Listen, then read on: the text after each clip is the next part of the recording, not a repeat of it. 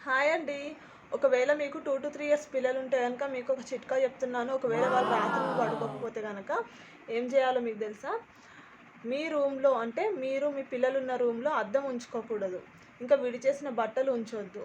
ఇంకా హ్యాంగర్‌కి బట్టలు అట్లాంటివేవి ఉండనివ్వకుండా నీట్‌గా ఉంచుకోవాలి రూమ్ అంతా గూడా. ఇంకా బెడ్‌షీట్ గూడా పిల్లలు పడుకునే బెడ్ పైన బెడ్‌షీట్ గూడా రోజు మార్చుతూ ఉండాలి. ఇంకా నైట్ వాళ్ళు పడుకునే ముందు దిష్టి తీసి స్నానం చేయించాలి. ఆ తర్వాత ఎవ్రీ సాటర్‌డే గుడ్డుతో దిష్టి తీయాలి. మీ ఇంట్లో వాళ్ళు ఎవరైనా బయటికెళ్తే గనక లోపలికొచ్చే ముందు కాళ్ళు కడుక్కొని మాత్రమే రావాలి. పుణ్యక్షేత్రాలకి తిరగండి.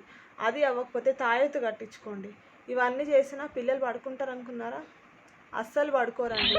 మార్నింగ్ టైంలో పడుకుంటారు ఇట్లా. నైట్ అస్సలు పడుకోరు. వాళ్ళ ఇష్టం వచ్చినప్పుడు పడుకుంటారు.